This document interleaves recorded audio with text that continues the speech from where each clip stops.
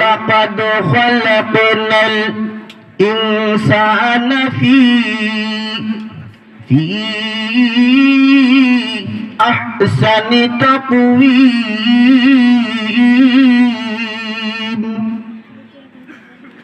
লাকাদ খালাকনাল ইনসানা ফি আহসানি তাকওয়ীম। আল্লাহ পাক রব্বুল আলামিন চারটা জিনিসের কসম খাই আল্লাহ তাআলা বলেন, সব চাইতে আমি আল্লাহ তাআলা মানুষকে সুন্দর আকৃতি দিয়ে বানাইছি। সুবহানাল্লাহ। কাকে কাকে বলেন? আল্লাহ বলেন আমি মানুষকে সবচাইতে সুন্দর আকৃতি দিয়ে বানাইছি। কত সুন্দর আকৃতি আল্লাহ দিছেন। আপনার আমার সামনে দুইটা চোখ যদি আল্লাহ তাআলা সামনে না দিতেন, পিছনে দিতেন, কেমন দেখা যাইতো বলেন? ভালো দেখা যাইতো? আল্লাহ বলে বান্দারে একটু ভালো জায়গার নয়, এই জন্য আমি পিছনে দেই না, সামনে দিতে সুন্দর বানাইছি। আল্লাহ পাক রব্বুল আলামিন বলেন তোমাকে কত সুন্দর করে বানাইলাম। তোমার মাথার চুলের মতো যদি তোমার নাকের ভিতরে চুলগুলি লম্বা হতো কেমন হইতো বলেন?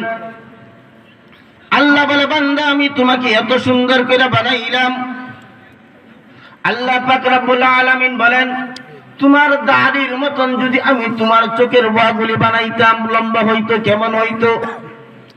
আল্লাহ বলে বান্দারে আমি তোকে এত সুন্দর করে বানাইলাম, যে জিনিসটা যে পরিমাণ লম্বার দরকার সেই পরিমাণ আমি আল্লাহ সীমাবদ্ধ করে দিলাম। কি বলেন? এই জন্য আল্লাহ তাআলা বলেন লাকাদ খালাকনাল ইনসানা ফি আহসানি তাকওয়ীম। আমি আল্লাহ তাআলা তোমাকে অনেক সুন্দর করে বানাইছি রে বান্দা।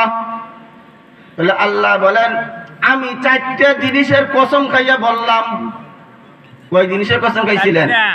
চারটে জিনিসের কসম খাইয়া আল্লাহ আপনারা বলতেছে, আমাকে বলতেছে মানুষে নিমক হারামি করস, বেঈমানি করস, গাদ্দারি করস, আমার জমিনে বসবাস করস, আমি তোকে কত সুন্দর করে বানাইছি রে বান্দা। কি বলেন? আপনার আমার মতো নিমক হারাম আর কেউ আছে? আল্লাহ কসম খাইয়া বলতেছে, এরপরেও আপনার আমার কোনো গুরুত্ব নাই। আল্লাহ চারটে জিনিসের কসম খাইয়া বলছেন আমি সবার চাইতে তোদেরকে সুন্দর করে বানাইছি।